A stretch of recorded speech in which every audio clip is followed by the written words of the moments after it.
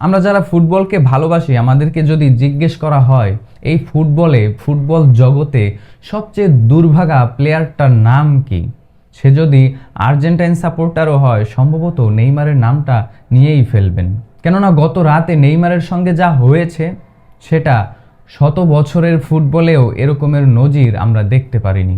বিশ্বকাপের ঠিক আগ মুহূর্তে স্কোয়াড ঘোষণার ঠিক একদিন আগে যখন সান্তোসের ম্যাচে নেইমার নামছেন, সেই ম্যাচ অনেক বেশি স্পেশাল, গুরুত্বপূর্ণ। কেননা ওই ম্যাচে সবার নজর যেরকমের থাকবে ব্রাজিলের কোচিং স্টাফের, কিংবা আনচেলত্তি নিজেও সরাসরি ওখানেই নজর রাখবেন। কেননা নেইমারের ব্যাপারে একটা ভুল সিদ্ধান্ত অনেক কিছুই বদলে দিতে পারে। শুধু যে বদলে দিবে সেরকমেরই নয়, বদলেই যাবে। কেননা পুরো বিশ্ব, পুরো দুনিয়া যখন এখন নেইমার জয় জয়কার, তার যে রিসেন্ট পারফরমেন্স, ফিজিক্যাল কন্ডিশন সব কিছুর ব্যাপারেই এখন আমরা সবাই পজিটিভ। স্বয়ং ব্রাজিলের মিডিয়াগুলোও এখন নেইমারের ব্যাপারে অনেক বেশি পজিটিভ। আনচেলত্তির উপরে এরকমের যেই চাপ, সেই মুহূর্তে আনচেলত্তি একটা ভুল সিদ্ধান্ত কখনোই নেবেন না। ওই যে বলছিলাম নেইমারের সাথে গত রাতে যেই ঘটনা ঘটলো সেটা শত বছরেও ফুটবলে ঘটেনি।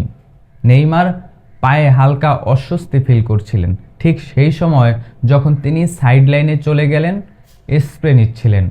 মাঠে নামার ঠিক আগ মুহূর্তে নেইমার দেখলেন নেইমার নাকি সাবড অফ। কিভাবে নেইমার নিজেই জানেন না, কিংবা কোচ তিনিও জানেন না, কোচিং স্টাফরাও জানেন না নেইমারকে যে আমরা উঠিয়ে ফেললাম। কি এক অদ্ভুত বিষয়, কেই বা করে এসব। ফোর্থ অফিসিয়াল তিনি ভুল করে অন্য একজন প্লেয়ারের জায়গায় নেইমারের নাম্বারটাই তুলে দিলেন, যেই স্কোরের যেই শিটটা সেখানে নেইমারের জায়গায় রবিনহো জুনিয়র নামলেন। অথচ নেইমার নিজেই ক্যামেরার সামনে যেই টোকেনটা নেইমারের নাম ওখানে নেই, সেটা নিজেই প্রমাণ সহ নিয়ে এসে এভাবে আক্ষেপ প্রকাশ করছিলেন। কোচ উল্টো তাকে একটা হলুদ কার্ড দেখিয়ে মাঠ থেকে বের করে দিলেন। ব্রাজিল ফুটবলের যে সার্কাস, সেই সার্কাসের সাক্ষী হলাম আমরা আরও একবার। সম্ভবত এই একটা কারণেই ব্রাজিল বিশ্বকাপে কোনোবারই নজর কাটতে পারেন না।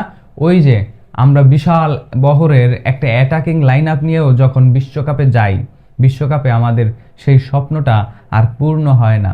কেননা ব্রাজিল ফুটবলের যে অবকাঠামো দিন দিন অবনতির দিকে যাচ্ছে। যেখানে আধুনিক ফুটবল সামনের দিকে এগিয়ে যাচ্ছে, সেখানে ব্রাজিল ফুটবল সম্ভবত এখনও ওইখানেই রয়েছে। ব্রাজিল ফুটবল কিংবা বাংলাদেশের ফুটবল, এই দুইটা ফুটবলের যেই আবহাওয়া অনেকটা মিল পাওয়া যায় সার্কাসের দিক থেকে। এখন প্রশ্ন হচ্ছে, নেইমার যে অস্বস্তি ফিল করলেন, পায়ে যে স্প্রে মারলেন, এখানে কি নেইমারের সংখ্যাটা আরেকটু কমে গেল নাকি? নেইমারের যে সম্ভাবনা বিশ্বকাপে সুযোগ পাওয়ার হয়তোবা কিছুটা কমেছে। কেননা আনচেলত্তি যেই ব্যাপারগুলো নেইমারের সাথে সবসময় থ্রেট হিসেবে দাঁড় করিয়েছেন, ফিটনেস এবং তার যেই ফর্ম, দুইটাই সম্ভবত এই স্বাভাবিক ব্যাপার। এরকমের ইস্যু প্রত্যেকটা ফিট ফুটবলারের সাথেই হয়। খেলার মাঠে হালকা অস্বস্তি ফিল করতেই পারে হাঁটুতে কিংবা পায়ে, সেখানে তিনি স্প্রে করতেই পারেন। নেইমারের সাথে ঠিক সেটাই হয়েছে।